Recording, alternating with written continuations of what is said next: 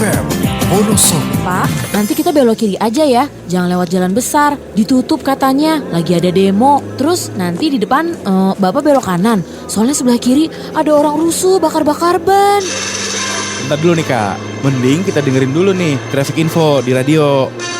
Halo pendengar, kembali ke Traffic Info. Menurut informasi TMC hari ini, jalanan lancar dan isu demo yang menyebar di media sosial ternyata tidak terjadi.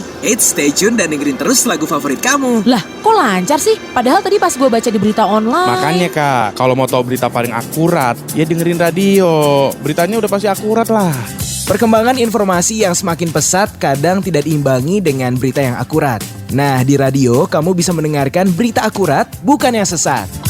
Radio, satu suara berjuta telinga. Yuk denger radio. Citra FM 98.8 Citra FM Wonosobo. Dari Jalan Pasukan Ronggolawe, sesaat lagi kami hadirkan kabar Wonosobo.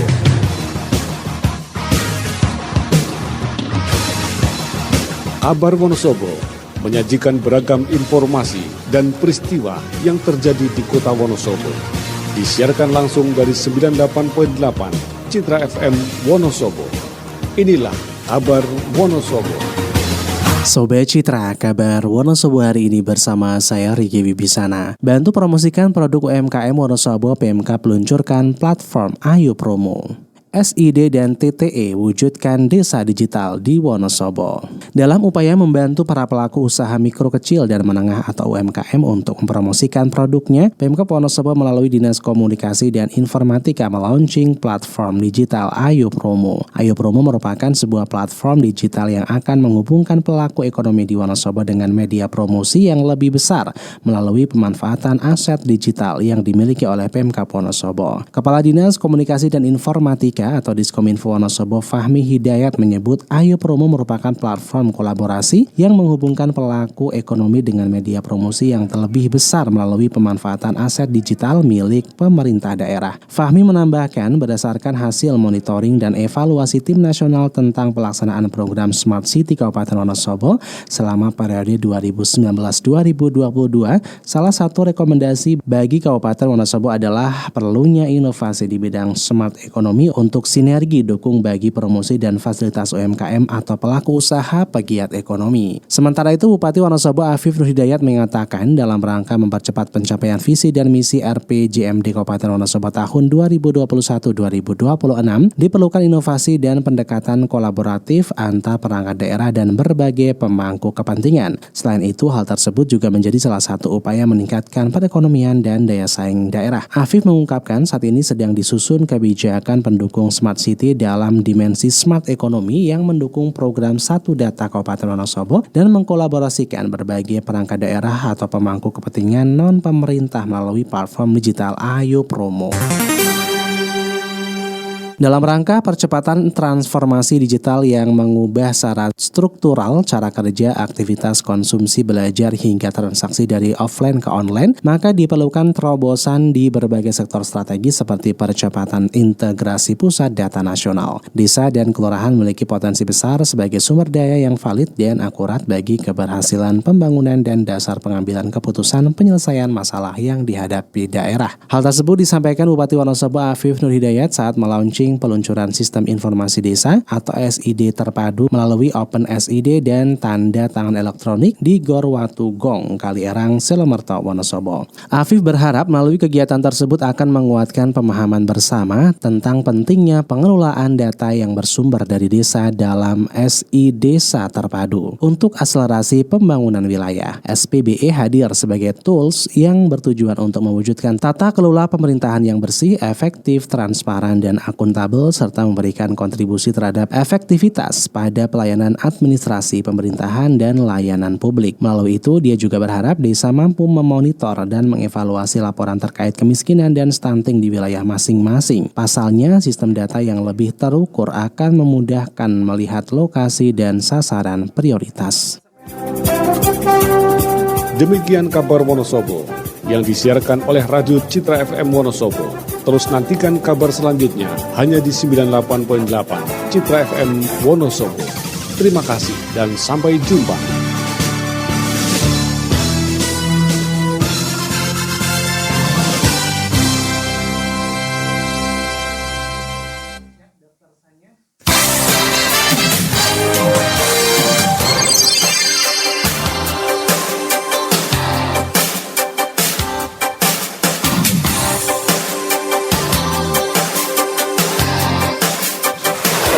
Citra FM 98.8. Citra FM Wonosobo.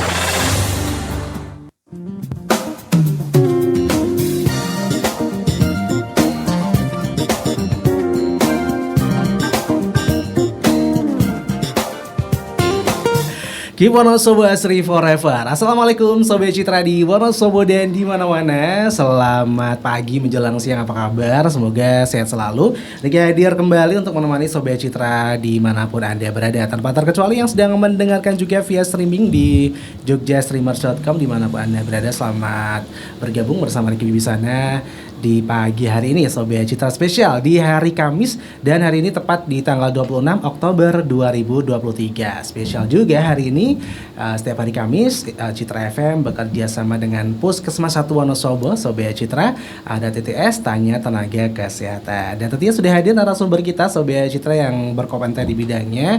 Ini ada Dokter Sanya. Waduh, Dokter Sanya ketemu lagi, apa kabar? Alhamdulillah baik Mas. Mas gimana Mas kabarnya? Alhamdulillah kabarnya apik banget. Oke, dokter, saya juga semangat ya dok ya. Semangat dong, semangat terus. Iya, semangat untuk menyampaikan tema kita hari ini untuk Sobat Citra di Wonosobo dan di mana-mana ya dokter Iya, ya. betul. Soalnya ini berhubungan dengan penyakit masyarakat yang ternyata banyak banget ya Iya. diidap oleh masyarakat Indonesia atau masyarakat Wonosobo ya dokter Sanya Iya, ya. banyak, Oke, banyak tentang sekali. hipertensi Iya. ya. Dan tentunya untuk Sobat Citra dimanapun Anda berada, nanti yang pengen tanya ya seputar hipertensi sama dokter Sanya, monggo bisa banget via Instagram atau via WhatsApp-nya Citra FM ya. Oke dokter Sanya, kita mungkin ke hipertensi dulu nih. Iya. Apa sih hipertensi itu? Gitu. Kemudian di Indonesia bagaimana keadaan para penderita hipertensi? Oke. Jadi untuk hipertensi sendiri itu emang banyak banget ya Mas di Indonesia, bukan di Indonesia doang tapi di dunia itu jadi masalah kesehatan terbesar juga berarti ini gitu. termasuk udah masuk ke dunia juga banyak Iya, ya dokter Sanya. Jadi hipertensi sendiri itu merupakan tekanan darah tinggi. Jadi ada peningkatan tekanan darah dari normalnya, yang dimana tekanan darah normal itu 110 sampai 120 mm air raksa untuk tekanan sistoliknya, dan 60 sampai 80 mm air raksa untuk tekanan diastoliknya.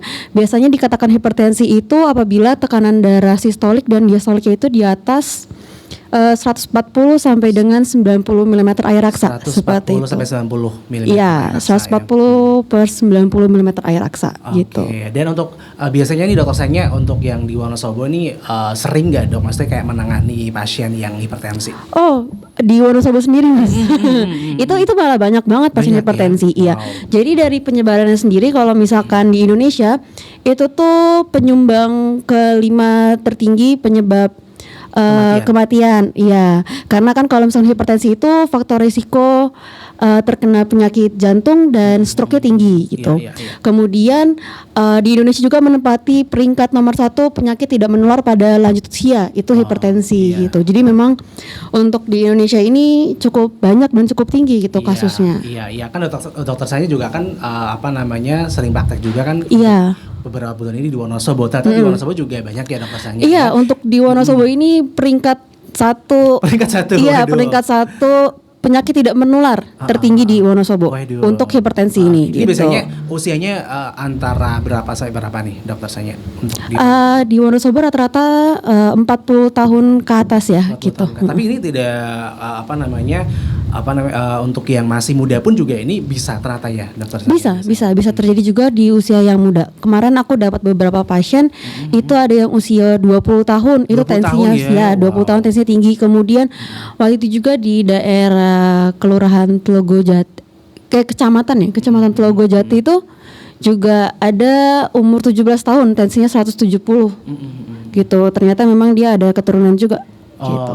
Jadi memang untuk hipertensi ini keturunan juga bisa ya dok? Iya.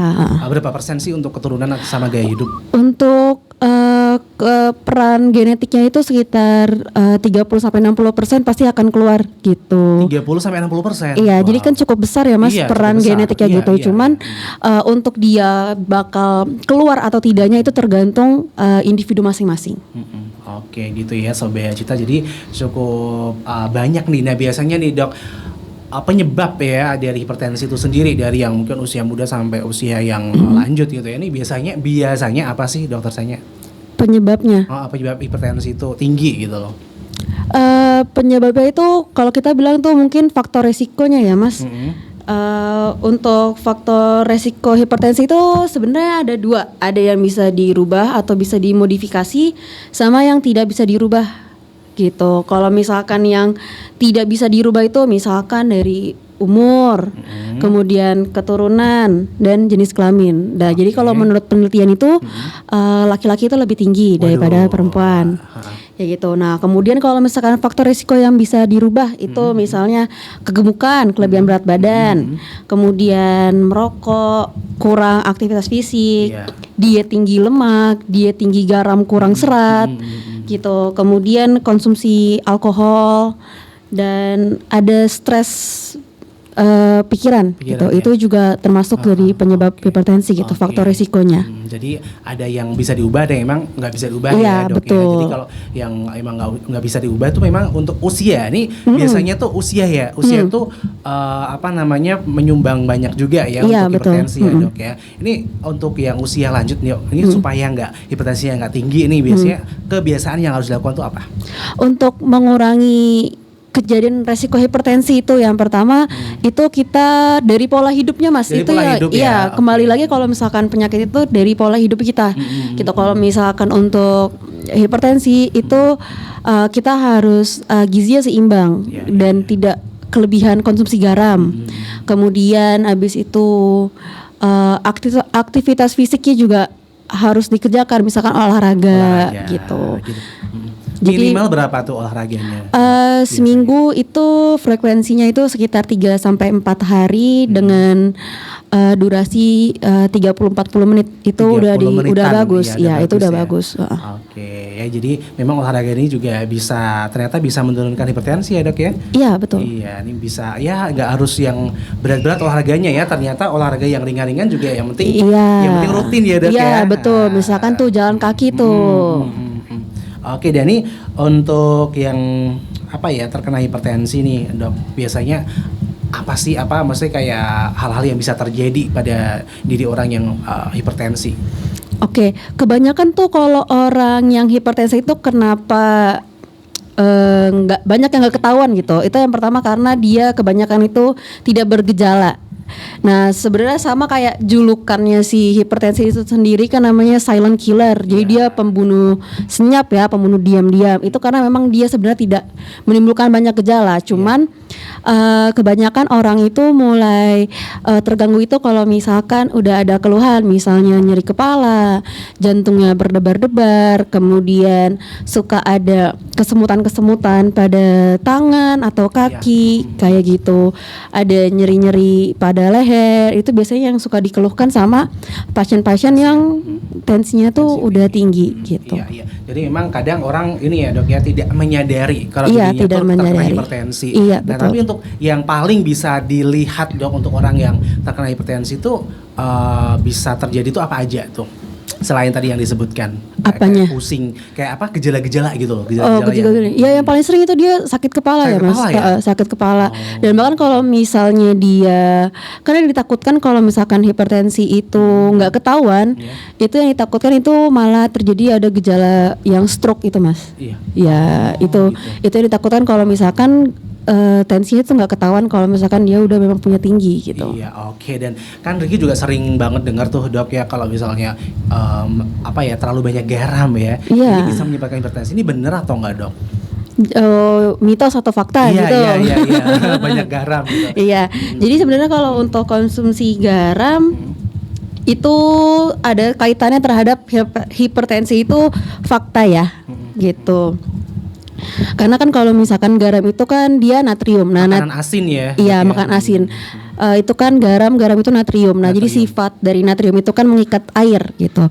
Jadi kalau misalkan kita konsumsi banyak garam atau konsumsi banyak natrium, jadi nanti jumlah natrium di dalam sel itu akan terganggu. Jadi keseimbangan antara air, cairan dan garam itu terganggu. Jadi nanti si pembuluh darah arterinya itu yang tadinya diameternya itu sesuai untuk mengalirkan darah, itu dia bisa menyempit diameternya karena ada ketidakseimbangan antara garam dan air gitu.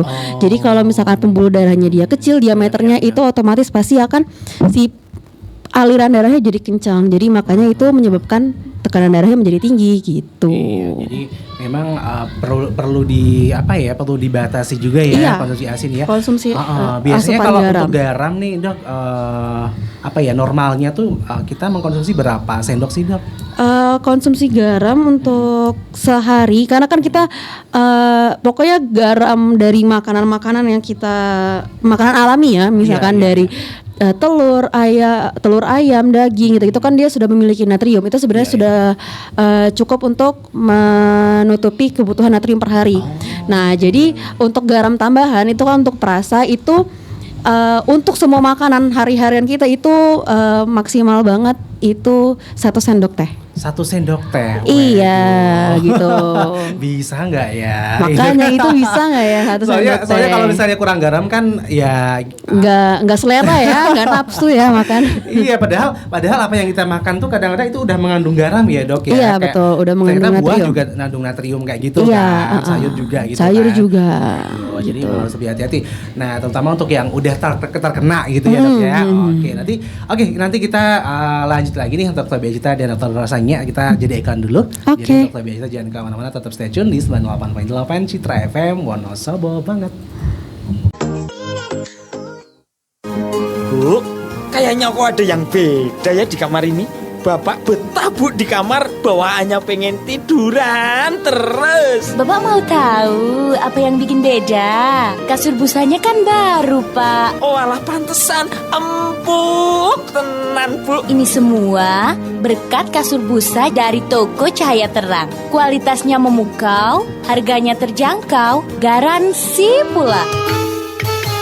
Untuk Anda yang sedang membutuhkan kasur busa yang berkualitas dan bergaransi, dapatkan hanya di toko Cahaya Terang. Dapatkan juga macam-macam karpet permadani, karpet sajadah, kain jok busa, perlengkapan pembuatan kursi, selimut, bed cover, deklit, dan lain-lain. Dapatkan hanya di toko Cahaya Terang yang beralamat di Jalan Resimen 18 nomor 32, depan Mickey Mouse Lama atau sebelah barat Pasar Induk Wonosobo. Telepon 321-176. Buka mulai jam 8 pagi sampai jam 5 sore. Toko Cahaya Terang, bagus barangnya, bagus kualitasnya.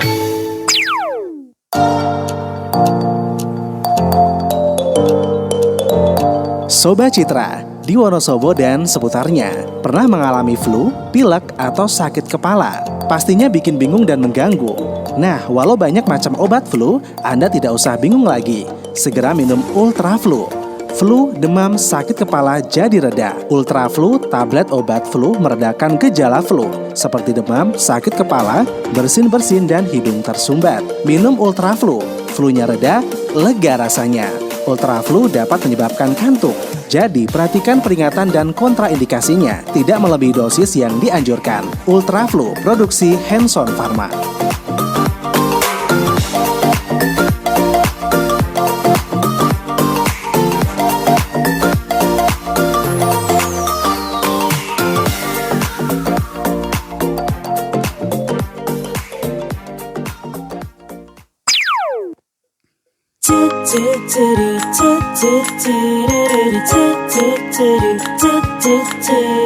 Hai, tahukah kamu apa itu gerakan cinta keluarga? Cintai sebelum berharap dicintai. Sayangi keluarga juga tetangga dengan tulus apa adanya, tanpa mengharap balasan. Kenali potensi anggota keluarga dan bantu wujudkan impian masa depannya. Luangkan 2 jam senja keluarga untuk beribadah, belajar dan bercengkerama bersama keluarga. Harus utamakan pengetahuan agama, bekal menghadapi tantangan kehidupan. Ganti gaya hidup keluarga dengan pola hidup bersih, sehat dan peduli lingkungan. Gerakan cinta keluarga, mari wujudkan dan mari lakukan. Keluarga bahagia itu diciptakan, bukan sekedar diharapkan. Gerakan cinta keluarga, mari wujudkan dan mari lakukan. Keluarga bahagia itu diciptakan, bukan sekedar diharapkan. Gerakan cinta keluarga, gerakan cinta keluarga, gerakan cinta keluarga, gerakan cinta keluarga. Iklan layanan masyarakat ini dipersembahkan oleh Dinas Pengendalian Penduduk, Keluarga Berencana, Pemberdayaan Perempuan, dan Perlindungan Anak Kabupaten Wonosobo dan didukung oleh 98.8 Citra FM Wonosobo.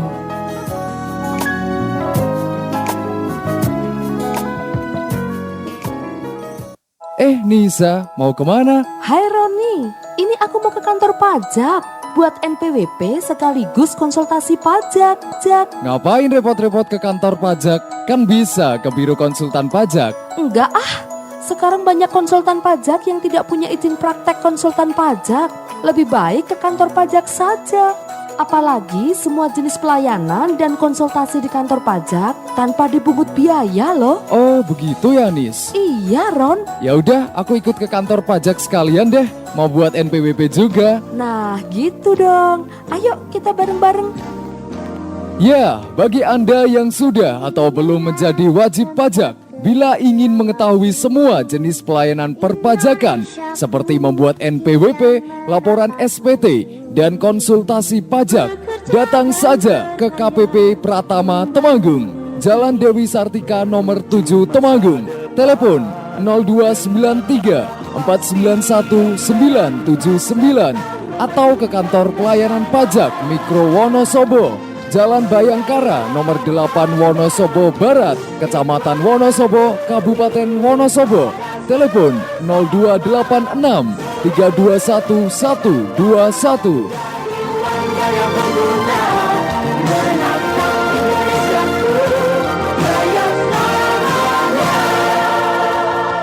Pajak bagi pembangunan bangsa. 98.8 Citra FM Wonosobo.